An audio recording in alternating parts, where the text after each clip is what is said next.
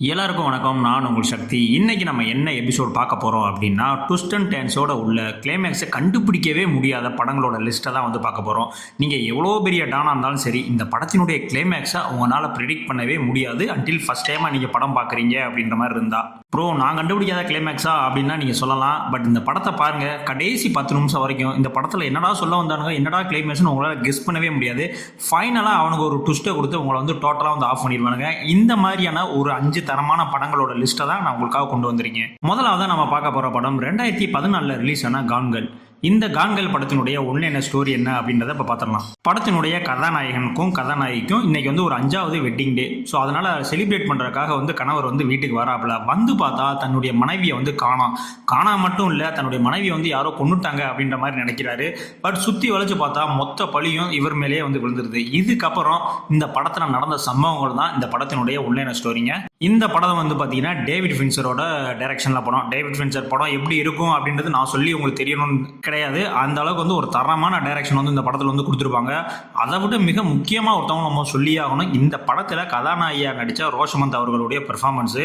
இந்த பொம்பளைலாம் மனுஷியாப்பா அப்படின்னு நீங்கள் நினைக்கிற அளவுக்கு வந்து அவங்களுடைய பெர்ஃபார்மன்ஸும் அந்த ஒரு வில்லத்தனமும் ஹீரோயிசமும் ரெண்டு கலந்து வந்து மிரட்டி விட்டுருப்பாங்க. அந்த படத்தில் இன்வெஸ்டிகேஷன் சீன்ஸ் எல்லாமே வந்து சூப்பராக வந்து பண்ணியிருப்பாங்க. நீங்கள் த்ரில்லர் ஃபேன்ஸாக இருந்தீங்க அப்படின்னா கண்டிப்பாக இந்த படம் உங்களுக்கு பிடிக்கும். நீங்கள் கண்டிப்பாக பார்க்க வேண்டிய ஒரு படமும் இதுதான் சொல்லுவேன். ஃபைனலில் லாஸ்ட் ஒரு 10 மினிட்ஸில் ஒரு ட்விஸ்ட் ஒன்று கொடுத்துருப்பானுங்க. கண்டிப்பாக படம் பார்க்குற யாரும், முதல் தடவை படம் பார்க்குற யாருமே இப்படி ஒரு ட்விஸ்ட்டை வந்து எதிர்பார்த்துருக்க மாட்டாங்க. அந்த அளவுக்கு ஒரு தரமான ட்விஸ்ட் வந்து வச்சு விட்ருப்பாங்க. அது இல்லாமல் இந்த படத்தில் கொஞ்சம் அடல்ட் சீனும் இருக்குது, கொஞ்சம் வயலன்ஸும் இருக்குது. ஸோ நீங்கள் ஃபேமிலியோடு பார்க்குறதுக்கு இந்த படத்தை வந்து நான் ரெக்கமெண்ட் பண்ண மாட்டேன். இந்த படத்துக்கு IMDb 8.1 ரேட்டிங் வந்து கொடுத்துருக்காங்க. இந்த படம் ஜியோ ஹாட்ஸ்டார்லேயே இருக்குது. பார்க்கல அப்படின்னா ஒரு தடவை ட்ரை பண்ணி பாருங்கள், வெறித்தனமாக இருக்கும். அடுத்த நம்ம ரெண்டாவதாக பார்க்க போகிற படம் 2009 ரிலீஸ் ஆன அஃபான். இந்த படத்தினுடைய உண்மையான ஸ்டோரி என்ன அப்படின்னு பார்த்தீங்கன்னா, கதாநாயகன் அண்ட் கதாநாயகி இவங்களுக்கு வந்து பார்த்தீங்கன்னா ஆல்ரெடி 2 குழந்தைகள் இருக்காங்க. இது மட்டும் இல்லாமல் அவங்க வந்து ஒரு ப்ரெக்னென்ட் ஆகிறாங்க. பட் இருந்தாலும் அந்த கரு வந்து ஒரு சில காரணங்களால் வந்து இதாகிடுது. ஸோ அதுக்கப்புறம் வந்து பார்த்தீங்கன்னா ரொம்ப ஃபீலிங்ஸ் அந்த மாதிரி வந்து இருக்காங்க. இருந்தாலும் இந்த ஒரு கரு வந்து இதாகிடுச்சு, இதற்கு ஈக்குவலாக வந்து இன்னொரு குழந்தைய வந்து நம்ம தத்தெடுத்துக்கிட்டா என்ன அப்படின்ற மாதிரி ஒரு முடிவுக்கு வராங்க. போய் ஒரு ஆர்ஃபனேஜ், அதாவது ஒரு அனாத ஆசிரமத்தில் போய் ஒரு குழந்தையும் தத்தெடுத்துட்டு வீட்டுக்கு வராங்க. அதுக்கப்புறம் என்னெல்லாம் நடந்துச்சு அப்படின்றதான் இந்த படத்தினுடைய உண்மையான ஸ்டோரி. இந்த படத்தை பொறுத்த வரைக்கும் இசபெல்லா அவர்களுடைய பெர்ஃபார்மன்ஸு வேற மாதிரி வந்து தெரிக்க விட்டுருப்பாங்க படம் ஃபுல்லாகவே. நீங்கள் அவங்களுடைய சின்ன சின்ன ஆக்டிங் எக்ஸ்பிரஷன்லாம் வந்து வேற லெவலில் இருக்கும். நீங்கள் படம் பார்த்தீங்க அப்படின்னா உங்களுக்கே தெரியும். ஃபர்ஸ்ட் ஒரு 30 நிமிஷம் படம் ரொம்ப ஸ்லோவாக தாங்க போகும். ஆனால் செகண்ட் ஹாஃப்லாம் வந்து பார்த்தீங்கன்னா பரபரப்பாக வந்து போயிட்டு இருக்கும். லாஸ்ட் ஒரு 15 நிமிஷம்லாம் மிரட்டி எடுத்துருப்பானுங்க. கிட்டத்தட்ட இந்த படம் வந்து பார்த்தீங்கன்னா வெறும் 12 மில்லியனில் எடுக்கப்பட்ட படம் 80 மில்லியன் வந்து கலெக்ஷன் ஆயிருக்குங்க. அப்போ படம் எந்த அளவுக்கு இருக்கும் அப்படின்றத வந்து நீங்களே பார்த்துக்குங்க. இந்த படம் ஒரு ட்ரூ ஸ்டோரிங்க, உண்மை கதையை பேஸ் பண்ணி தான் வந்து இந்த படத்தை வந்து எடுத்திருக்காங்க. இந்த படத்தினுடைய ப்ரொடியூசர் யாரும் தெரியுமா? நம்ம டைட்டானிக் ஹீரோவான டிகாப்ரியோ தான். ஸோ அவருக்கு தான் வந்து அவ்வளோ லாபம் வந்து போயிருக்கு. இந்த படம் பார்க்கல அப்படின்னா கண்டிப்பான முறையில் இந்த படத்தை வந்து ட்ரை பண்ணுங்க. ஒரு அருமையான படம், கிளைமேக்ஸில் மிரட்டி விடுற படம். உங்களால் கிளைமேக்ஸை கண்டே பிடிக்க முடியாத ஒரு படம். கண்டிப்பாக வந்து இந்த படத்தை வந்து வாட்ச் பண்ணுங்க. இந்த படத்துக்கு IMDb 7 ரேட்டிங் வந்து கொடுத்துருக்காங்க. இந்த படம் யூடியூப்லேயே இருக்கு, நீங்கள் பார்க்கணும் அப்படின்னா நீங்கள் போய் செக் அவுட் பண்ணி பாருங்க. மூணாவதாக நான் சொல்ல போகிற படம் 2001 ரிலீஸ் ஆன தி அதர்ஸ். ஒரு ஹாரர் ட்ராமாங்க. இந்த படம் ஒரு ஹாரர் த்ரில்லர்னு வச்சுக்கோங்களேன். அதாவது நீங்கள் வழக்கமாக ஒரு பேய் படம் பார்ப்பீங்களே, அந்த மாதிரியான ஒரு பேய் படம் கிடையாது. இது வேற மாதிரியான ஒரு பேய் படம். நீங்கள் படம் பார்த்தீங்க அப்படின்னா உங்களுக்கே புரிய வரும். இந்த படத்தினுடைய உண்மையான ஸ்டோரி என்னன்னா, எப்போ அந்த தமிழ் படத்தில் வர மாதிரியே ஒரு வீட்டுக்குள்ளே இருப்பாங்க. அந்த பேய் வந்து அங்கங்கே அமானுஷமாக ஏதாவது காட்டிட்டு இருக்கோம், பயந்துட்டு இருப்பாங்க. கிளைமேக்ஸில் என்னன்னு சொல்லுவாங்க. அதே தான் நான் இல்லைன்னா சொல்ல வரல. ஆனால் அதே கான்செப்டை இவங்க வேற விதமாக வந்து கையாண்டிருப்பாங்க.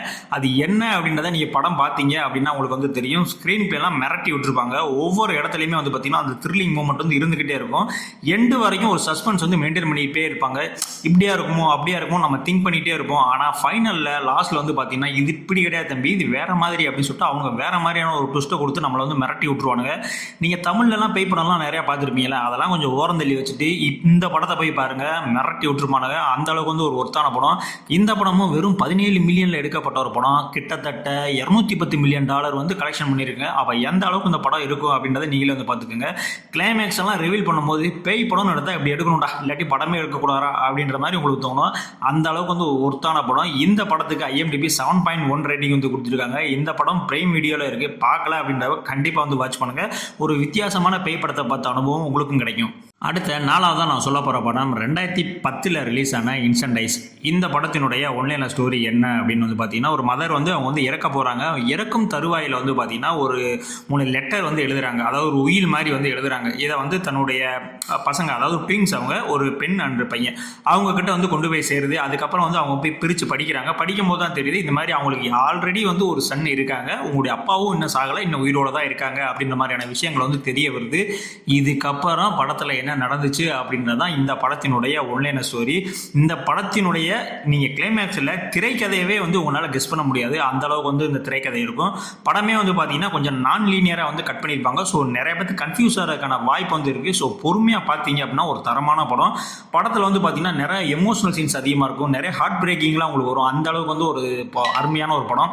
கிளைமேக்ஸ் வந்து பார்த்தீங்கன்னா மிரட்டி விட்டுருப்பானுங்க. ஆனால் இந்த கிளைமேக்ஸை நீங்கள் அனுபவிக்கணும் அப்படின்னா கண்டிப்பாக 1.5 மணி நேரம் படத்தை நீங்கள் ரொம்ப பொறுமையாக பார்த்தா மட்டும்தான் அந்த கிளைமேக்ஸ் வந்து உங்களுக்கு ஒர்க் அவுட் ஆகும். படம் ஸ்லோவாக போதே நீங்கள் ஓட்டி விட்டு அப்படிலாம் பார்த்தீங்க அப்படின்னா கண்டிப்பாக அந்த கிளைமேக்ஸ் வந்து உங்களை வந்து இம்பாக்ட் பண்ணாது.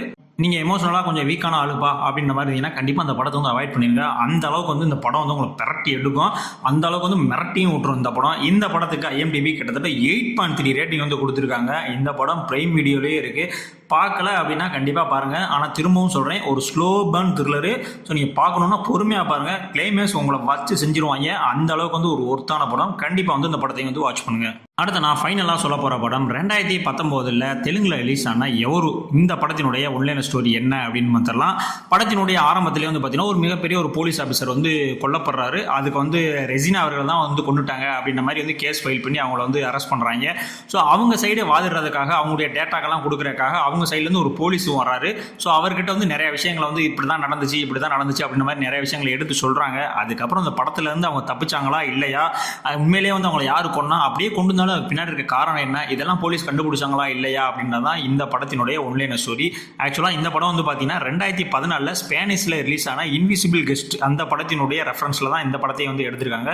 ஒரு தரமான ஸ்க்ரீன் பிளே வந்து இந்த படத்தில் இருக்கும். இன்வெஸ்டிகேஷன்லாம் வந்து பார்த்தீங்கன்னா ரொம்ப சூப்பராகவே வந்து எடுத்திருப்பாங்க. எந்த இடத்துலையும் வந்து போர் அடிக்காது. இந்த கிளைமேக்ஸ், இந்த படத்தினுடைய கிளைமேக்ஸ் கண்டிப்பாக வந்து அன்பிரடிக்டபிளாக இருக்கும். உங்களால் நீங்கள் ஆல்ரெடி இன்விசிபிள் கெஸ்ட்லாம் படம் பார்க்கல அப்படின்னா இந்த படத்தை டேரெக்டாக இப்போ தான் பார்க்க போகிறேன் அப்படின்னா உங்களுக்கு வேறு விதமான அனுபவத்தை வந்து இந்த படம் வந்து கொடுக்கும். கொஞ்சம் அடல்ட் சீன்லாம் இருக்குது, பட் அதெல்லாம் நீங்கள் பார்த்துட்டு ஃபேமிலியோட பார்க்கலாமா இல்லையா அப்படின்றது வந்து நீங்கள் அது உங்களுடைய காலம் தான். மெயினாக இந்த படம் தமிழ் டப்பிங்கிலே வந்து அவைலபிளாக இருக்குது. இதுக்கு IMDb 8.1 ரேட்டிங் வந்து கொடுத்துருக்காங்க. இந்த படம் பிரைம் வீடியோலே இருக்குது. நீங்கள் பார்க்கல அப்படின்னா கண்டிப்பாக தமிழ் டப்பிங்கில் போய் பாருங்கள். தமிழ் டப்பிங்குமே வந்து சூப்பராக பண்ணியிருப்பாங்க. முடிஞ்சால் இந்த படத்தினுடைய கிளைமேக்ஸ்லாம் உன்னால் கெஸ் பண்ண முடியுதா அப்படின்றத ட்ரை பண்ணி பாருங்கள். இப்போ நான் சொன்ன இந்த 5 படங்களுமே எனக்கு ரொம்பவுமே வந்து ஃபேவரட்டான படம். இந்த 5 படங்களில் எனக்கு ரொம்ப பிடிச்ச படம் எது அப்படின்னு வந்து கேட்டிங்கன்னா தி அதர்ஸ் அண்ட் கான்கள் தான்.